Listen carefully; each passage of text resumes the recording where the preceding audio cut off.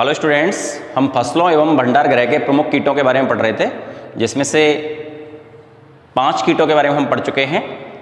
पूरे 10 कीट्स हैं, 10 कीट हैं आपके सिलेबस के अंदर। और आज हम पढ़ेंगे गेहूं का तना छेदक। डियर स्टूडेंट्स, नाम से पता लग रहा है गेहूं का तना छेदक। इसका मतलब ये जो कीट है गेहूं के पौधे में तने को सर्वाधिक हानि पहुंचाता है और तने के अंदर प्रवेश करके तने को खोखला कर देता है और उसमें अंदर छेद भी कर देता है, इसलिए इसको गेहूं का तना छेदक कहते हैं। ये गुलाबी रंग का एक कीट होता है जो बहुत अधिक मात्रा में गेहूं के अंदर हानि पहुंचाता है, गेहूं के पौधे को क्षति पहुंचाता है। अगर हम इसके वर्गीकरण की बात करें तो इसका वैज्ञानिक नाम होता है सिसेमिया इन्फेरेंस और इसका गण होता है लेपिडोप्टेरा और इसका कुल होता है नॉक्ट्यूडी।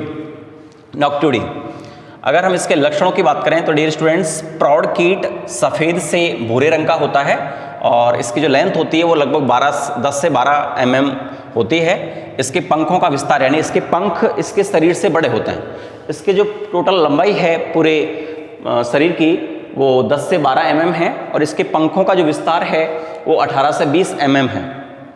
शरीर के ऊपर जो पंख होते हैं वो उनकी लंबाई उस शरीर से भी कहीं अधिक होती है। अगले पंखों के किनारों पर काली लाइनें होती हैं और पिछले पंख सफ़ेद रंग के होते हैं। डियर स्टूडेंट्स, अगर हम बात करें कि ये जो कीट है वो अन्य किस चीज़ को या किस पौधों को हानि पहुंचाता है, तो ये कई पोषक पौधे हैं इसके। धान, मक्का, गेहूं, जौ, ज्वार और गन्ना, ये कुछ ऐसे प्लांट्स हैं जिनमें ये हानि पहुंचाता है।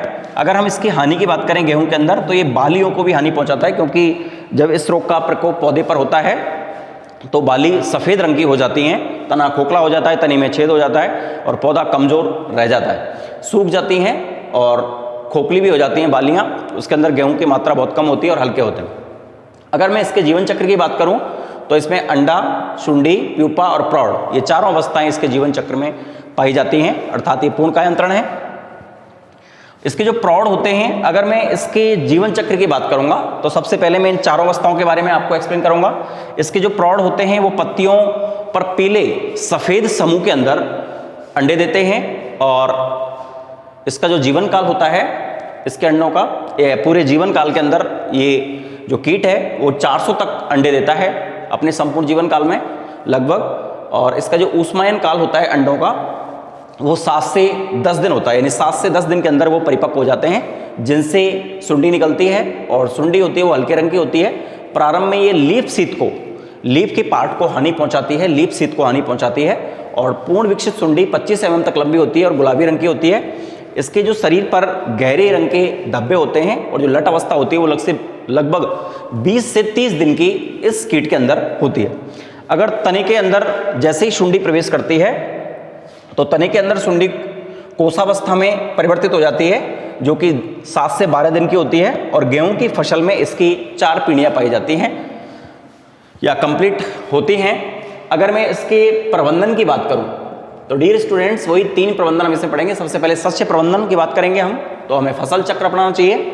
जैसे गेहूं, ज्वार, बाजरा, ये फसलें हमको लगातार एक ही खेत में नहीं बोनी चाहिए, बदल बदल कर फसल को बोना चाहिए। और जो रोगी पौधे हैं जिनके अंदर मृत गोप है उसको, उन पौधों को उखाड़ करके फेंक देना चाहिए। और नेक्स्ट अगर हम बात करें जैविक प्रबंधन की तो ब्रैकॉन क्लोनिस जो कीट हैं इसको जो खत्म कर देते हैं, खा जाते हैं, उनका यूज करना चाहिए। ब्रैकॉन जेलिकी का यूज करना चाहिए। और नंबर 3 हम बात करेंगे रासायनिक प्रबंधन की, तो रासायनिक प्रबंधन के लिए क्लोरपाइरीफॉस या क्यूनोलफॉस सबसे बेटर है, सबसे अच्छा है क्यूनोलफॉस। इसके घोल का हमें छिड़काव करना चाहिए। तो आज हमने गेहूं के तना छेदक कीट के बारे में पढ़ा है, जिसका वैज्ञानिक नाम, उसके गण का नाम और कुल और इसके लक्षण, इसका जीवन चक्र और इसके प्रबंधन को हमें अपनी फेयर कॉपी में वर्क को कंप्लीट करना है और वीडियो को देख करके आपको समझने की कोशिश करनी है कि किस तरह से गेहूं का तना छेदक, या हम बात करें सिसेमिया इन्फेरेंस की तो लेपिडोप्टेरा गण का ये सदस्य है और नॉक्ट्यूडी कुल का ये कीट है, जिसकी लंबाई, जिसकी अवस्थाएं, विभिन्न अवस्थाएं और पौधों को किस प्रकार से संक्रमित करता है, इसके पोषक पौधे, और किस प्रकार से हम इसका नियंत्रण कर सकते हैं क्यूनोलफॉस की घोल से। तो ये सारी चीज़ें हमको ध्यान में रखते हुए इसके जीवन चक्र को भी कंप्लीट लर्न करना है और अपनी कॉपी में वर्क कंप्लीट करना है। It's all for today, thank you so much. Next video के अंदर, नेक्स्ट क्लास के अंदर हम नेक्स्ट कीट के बारे में पढ़ेंगे।